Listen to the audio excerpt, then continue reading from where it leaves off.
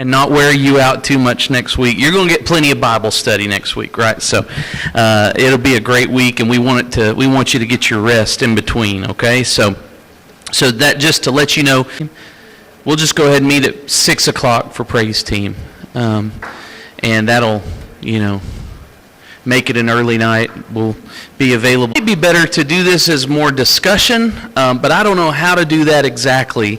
But we're talking through the idea of apologetics, and give hope with. So we're, and if more. Topic is going to be two words. One is presuppositions. Okay? Worldview. So presuppositions and interact a lot, but you'll see we're spending some time with that. As we said last week,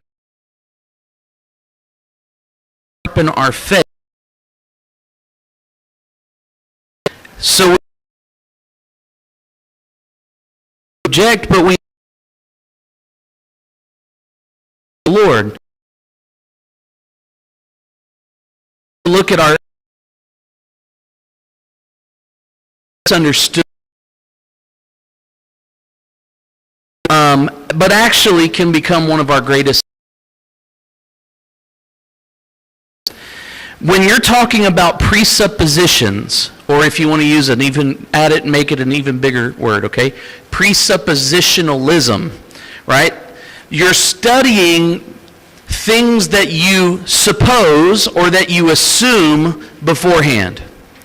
And one of the areas that we're criticized as people of faith, and I won't even just say Christians, every person of faith is a person who is criticized by those without faith to say, oh, well, you guys have a lot of presuppositions. Me at an framework established. Newspaper, and you as a Christian approach all of that bad news that somebody typed out and put on a piece of paper for you, there are some presuppositions that go through your mind. For example, you're going to presuppose evil exists in this world because of the fall of man, right? Just as an example. You're also going to presuppose that God is fixing the problem. Maybe we're not there yet, but He's going to fix it in the end, and right? And you're going to presuppose that heaven is going to be better than what we're dealing with here. Does that make sense? So you're using those presuppositions when you read that newspaper. And you don't just break down and cry, or maybe you do sometimes, but you don't just break down and lose all hope because how bad the news was that day, right? So that's a presupposition. Well, an atheist, so a person that doesn't believe in God, or an agnostic, a person who doesn't believe you can know if God is real, is going to say, well, see there, you're just trying to cope with a sad world, and that's why you presuppose God. That's why you presuppose all of those things, because it makes you feel better. In other words, I think Nietzsche and some of the other ones said it like this: God is your drug. He's just your drug of choice. You use God to make you feel better about how bad the world is. Well, I don't think that that's true. And tonight I hope that we get a response for that naturalistic, atheistic viewpoint, and to be able to show, they presuppose some things too. And actually, what they presuppose is going to play into a way that we can witness to them and share with them the truth of what God said. Are you with me so far? Everybody's hanging in there? I know we're saying some big words, but it's really just one or two. So if we get those one or two right, we're going to get it, okay? Now, the reason that we want to do this work and have this discussion about presuppositions is because those things are going to affect how we live our life. The things you presuppose will eventually work themselves out into the actions of your life. So if you're a person of faith and you believe that the Bible's true, you presuppose that, you have reasoned and accept that that's true, well, that's going to affect the way you live your life. You're going to live your life in light of God's Word. If you presuppose that there is no God, you presuppose that there is no truth, well, then that's going to have big implications into how you live your life. And so those things, the framework by which we decide how to live our life, that's what we call worldview.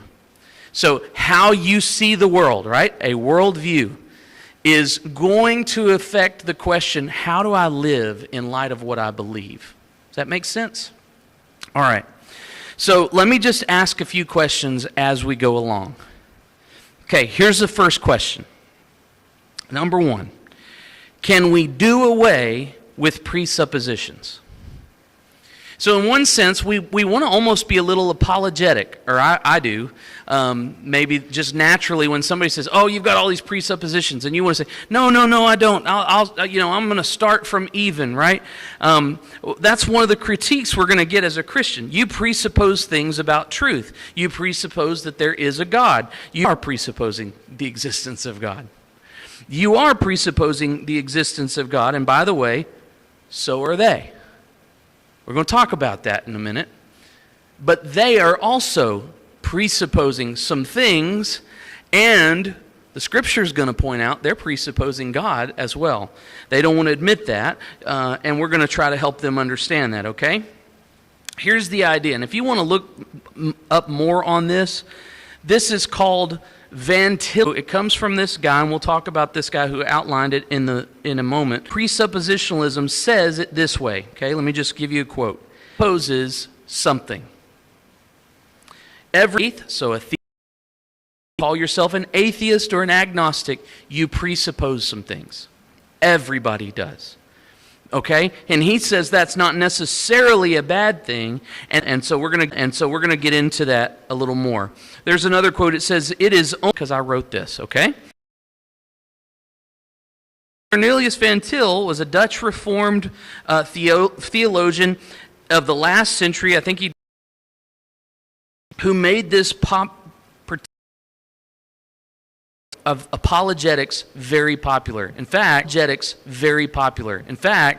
one of our seminary presidents, the president of the Southern Baptist Theological Seminary in Louisville, Kentucky, very smart guy, he is a subscriber.